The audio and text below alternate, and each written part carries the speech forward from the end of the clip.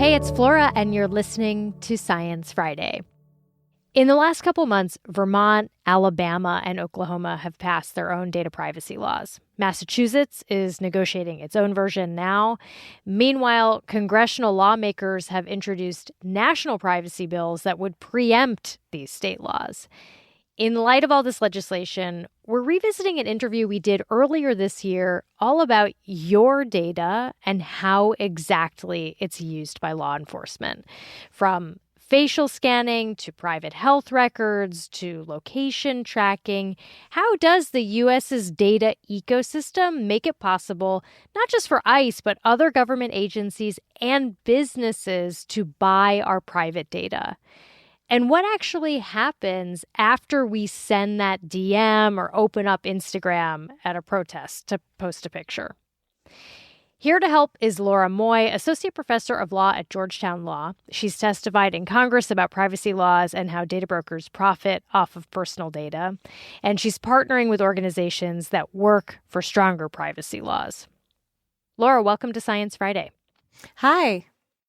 All right. I think we've all heard that we can be tracked, but I want to get into the details. What does that mean exactly? Are we talking about my messages, my DMs, my car? Walk us through it.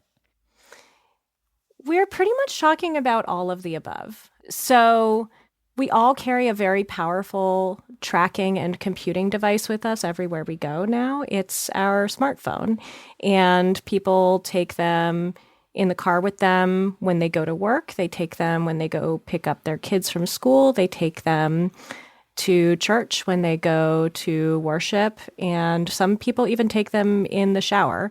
And all of that time, those devices are generating all kinds of information about us, where we go, who we communicate with, what apps we like to use, what websites we like to browse. And any and all of that information might be subject to collection. And in addition to that, you mentioned cars. We also have license plates on our cars. And as I think most folks are aware, there are cameras everywhere now that track where our cars are going. We might see them as red light cameras or speeding cameras or maybe parking garage cameras. And to private companies, and then to those that purchase information from private companies like the government. And then in addition to that, there's information about ourselves that even if we don't have a phone or a car with us when we're going somewhere, we can't help but share. And that's our faces. You mentioned facial recognition technology that ICE is now using. We carry that information with us everywhere we go, and a government agency that wants to deploy a powerful technology to try to identify us out in the field can now do that just using a mobile app on their end. ICE has a really powerful app now called Mobile Fortify, and it is error-prone. It has misidentified multiple people, but ICE is using it to try to identify people as they are out in the field. Can you opt out of any of this? I mean, obviously you can't opt out of your face or your car getting scanned, but what about your phone? Does it come down to turning off location services, or is it way beyond that? I think for the average person, it is way beyond that. Actually, honestly, even for a pretty tech-savvy person, it's way beyond that. There are some things that we can turn location services off, and then we know that our information isn't being shared directly with that app. However, some of the information that has come out about location tracking companies that sell location information to government agencies suggests that sometimes location tracking is happening in other ways. For example, through mobile ad spots. When you look at a website or an app on your phone and you see an advertisement in it, you might think that that advertisement is being shared with you based on what's on the website or the app that you're viewing. In reality, that advertisement might be being placed in a very short moment based on information about you that is sent to an advertising network, and then the advertising network determines the most appropriate ad to display to you. And the information that goes out about you to the advertising network often includes location data. And that can happen even if you're not aware that you're sharing location data by visiting that website. So there are some things that we can maybe opt out of. There's a lot that we can't. And then, of course, for folks who have to drive places, we really can't do anything about sharing location through our license plates. You have to have a license plate on your car. And what about, if your social media account is private, for example, is that a meaningful distinction in terms of how that data gets tracked and sold? It is still a meaningful distinction, but it's certainly not an airtight way to protect ourselves. And I guess one other thing that I'd say about that is even when you're sharing information over social media privately with folks that you know and are connected to, there's always a possibility that the network itself, that the social media provider, is also gaining insight into your activity through that service. And there's no perfect guarantee that that information can't be mined to gain insights about you, either by the social media company or maybe eventually by the administration. I want to trace how our data is collected and then where it goes sort of beginning to end. So we've been talking about the sort of data gathering. Then who takes it and where does it go? Yeah, it's so confusing because that data can go so many different places.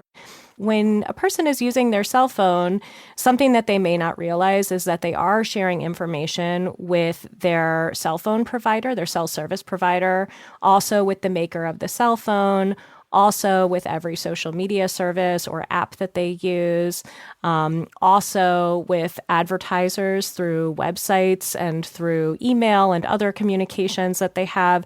They're just kind of constantly sharing information with many, many different parties through that device. So you kind of asked what happens to that information.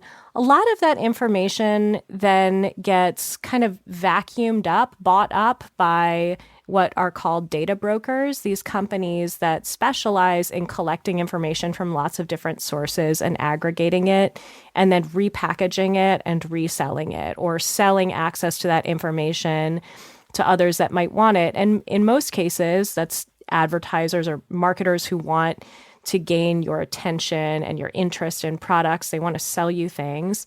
But sometimes it's the government. And I think that that's one thing that has become really, really clear in recent months is that this administration, perhaps more than ever before, has been using those commercial resources, the resources available through data brokers to track people down, again, for purposes of finding people and deporting people, for figuring out where they live and where they work so that it can capture them at those places, or to locate folks for the purpose of suppressing dissent.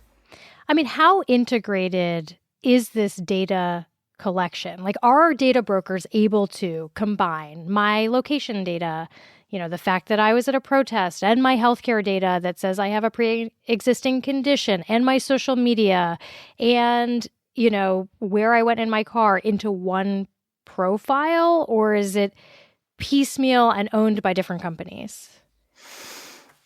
I think that the fact that that information can be combined is one of the things that is scariest about advances in computing and advances in data processing, right? So I think most people think that it would be really difficult to combine all that information about them. And they think not only do I have nothing to hide, but also nobody would ever be so interested in me that they would combine all of that information, that they go through all that trouble.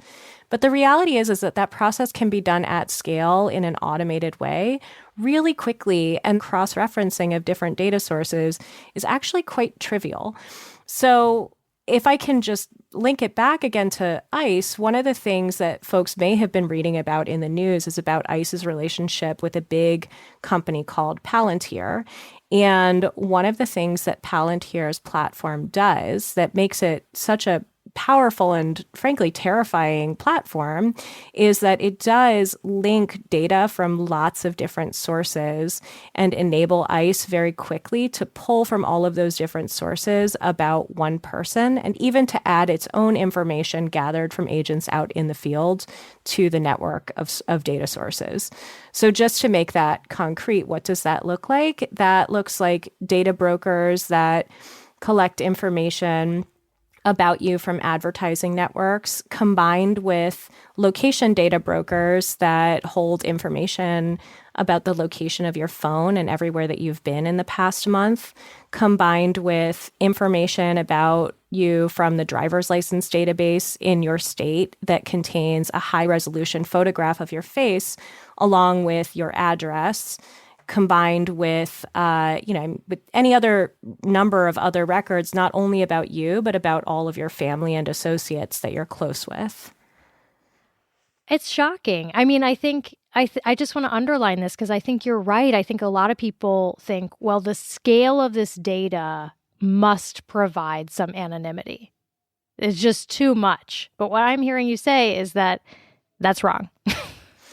Yeah, I think that's wrong. And I think that it used to be true, at least to some extent. And as I said, I think that due to advances in automated data analysis techniques, it's just not true anymore. Why do we not have laws to protect our private data? I grew up when you had to get a warrant for, a phone tap. What happened? I mean, you still do, right? In theory, at least, we still have the Fourth Amendment that protects us from certain unwarranted access to and collection of information. But why do we not have privacy laws?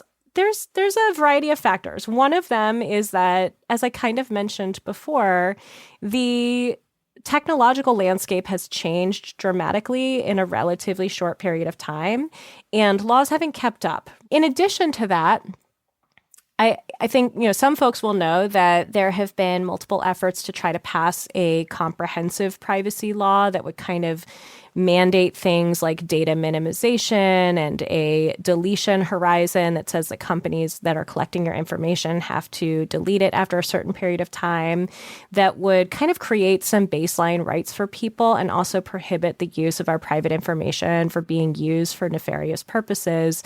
Those laws just haven't managed to pass at the federal law. There's been a little bit more progress at the state level, but I think it's still too early in those efforts to see whether those state laws are really going to protect folks from misuses of their information by companies that sell it to agencies like ICE. And I guess another thing that I would say is that the companies that don't want strong privacy laws fight tooth and nail against a privacy law that might threaten to limit the amount of, for example, again, location information that they can have about an individual. Because if I know where you go every day, I know where your kids go to school, and I know where you worship, and I know where you shop, then I can really successfully target my advertisements to you. And that makes that information valuable. It makes it very threatening to companies that advertise and companies that depend on advertising to see privacy laws potentially passed that protect the location of our phones and our cars. So I think that that's another big reason that we don't have strong privacy laws that are very clearly protecting the location of our phones. What are your personal privacy protocols? I opt out of information and data sharing whenever I can. I use encrypted communications whenever I can. Like Signal? Yes, like Signal. And that gives me some comfort. And I try to remain aware of the fact that I may be tracked wherever I go. But, I know it's not a huge comfort. It's not a huge comfort. We need to solve this problem, not at an individual level, but at a societal level. And the way to do that is through legislation and policy. That's why I do the policy work that I do. And it's why I think that folks really should care about privacy laws and trying to get them passed and advocating for stronger protections, paying particular attention not just to their individual rights as consumers, but to the protection of information that is likely to be misused to go after the most oppressed and most targeted among us.